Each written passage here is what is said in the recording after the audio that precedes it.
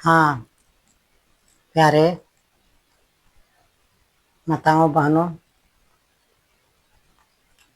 भाई एवं बहनों तथा नन्हे मुन्ने बच्चे, सबसे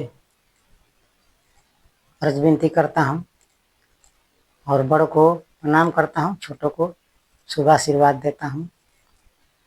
मैं सबकी माता नया अवतार लिया हूँ इस कलयुग में, क्योंकि बहुत इस भारत देश में अत्याचार हो रहा है। यहाँ विश्व देवता और विश्व देवियों का अपमान हो रहा है, क्योंकि आज तक न मेरा कोई रूप देखा है, फिर भी ये अत्याचारी मेरा अनेकों रूप बनाकर, मेरा मूर्ति बनाकर मेरा अपमान करते हैं। है कोई इस धरती पर असल इंसान तो आकर बतावे कि हाँ, मेरा रूप कौन देखा है जो कि काली दुर्गा और लक्ष्मी सरस्वती का रूप और मूर्तियां बनाकर अपमान करता है। इसलिए मैं सारी बातों को भूलकर और उस अत्याचार को मिटाने के लिए मैं सबकी माता और अनेकों माता के नाम से अवतार लिया हूँ। और मैं इस अपने सेवक के सर पे सवार हूँ और मैं अपना सारा श्रृंगार मैं इनके ऊपर ढाल दिया हूँ, क्योंकि मेरा रूप कोई आज तक देखा नहीं है।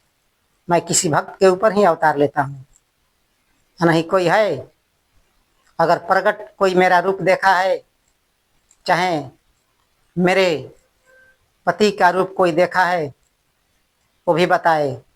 मेरा पति का भी अपमान होता है और मेरा भी होता है। कौन महादेव जी को देखा है और कौन पार्वती को देखा है? इसलिए वही पार्वती और वही लक्ष्मी सरस्वती आज सबकी माता के रूप में अवतार लिया है। अब इस संसार की झूठी कहानी खत्म होगा, क्योंकि अत्याचारी अत्याचार करते करते अंतिम सीमा पर पहुंच गए हैं। अगर कोई बात नहीं मानेगा तो पहले ही एक बार मैं सबको चेतावनी दे दिया हूँ, और उस दिन मैं बोल दिया हूँ कि ये आकाशवाणी का पहला आवाज़ है, तो ये आकाशवाणी का अब दूसरा आवाज़ है।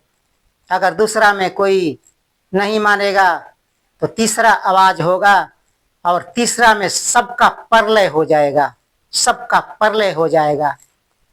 और उस समय अगर कोई आकर क्षमा मांगेगा तो उस दिन अब क्षमा नहीं होगा। उस दिन उस फुलझरिया माता के दरबार में जाकर गिरकर गिड़गिड़ाना पड़ेगा। अगर वो क्षमा कर देगी तो मैं क्षमा कर दूंगा, अगर नहीं करेगी तो नहीं करूंगा। इसलिए अब सबकी माता का बात मानना होगा।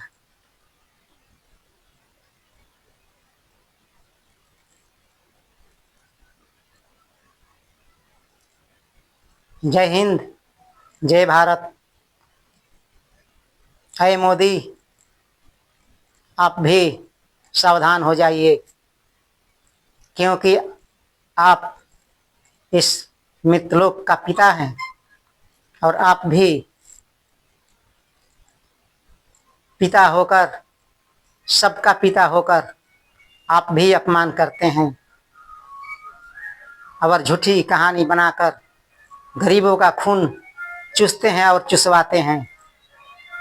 इसलिए अब सावधान हो जाइए, सावधान हो जाइए, सावधान हो जाइए।